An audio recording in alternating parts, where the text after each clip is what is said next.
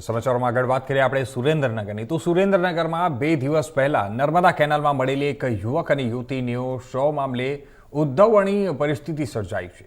શરૂઆતમાં યુવકના પરિવારજનોએ આક્ષેપ કર્યો હતો કે યુવકના ભાઈ દ્વારા જિલ્લા પોલીસ વડાને રજૂઆત કરવામાં આવી હતી। આ રજૂઆતમાં જણાવી દઈએ કે મૃતક યુવકને પોસ્ટમોર્ટમ માટે રાજકોટ લઈ જવામાં આવ્યો હતો।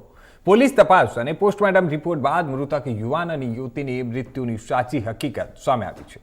હવે હાલના તપાસમાં જે જાણવા મળ્યું છે તે હિસાબે જણાવી દઈએ કે યુવક અને યુવતીએ પ્રેમ સંબંધના સંદર્ભમાં આપઘાત કરી હતી।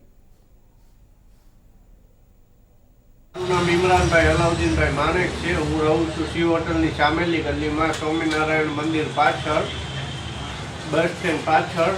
અને મારા ભાઈને મારો ભાઈ ગુમ થઈ ગયેલ છે અને એની ડેડ બોડી છે ને વડનગર કેનલ પાસેથી મળી આવેલ છે અને એ અમે હે ને રાજકોટ પીએમ માટે હે ને દીધેલ છે અને હે ને મારા ભાઈને અને છોકરીને હે ને મારી નાખેલ છે। અમને એવી શંકા છે અને ગળે હે ને એવા નિશાન હતા એટલે અમને હે ને એવી શંકા છે અને મને મારા ઘરે આવીને ધાક ધમકી દેતા હતા એના પરિવારના લોકો। તો મારી એટલી અરજી છે એસપી ઢેલુ સાહેબને કે મને હે ને ન્યાય અપાવો।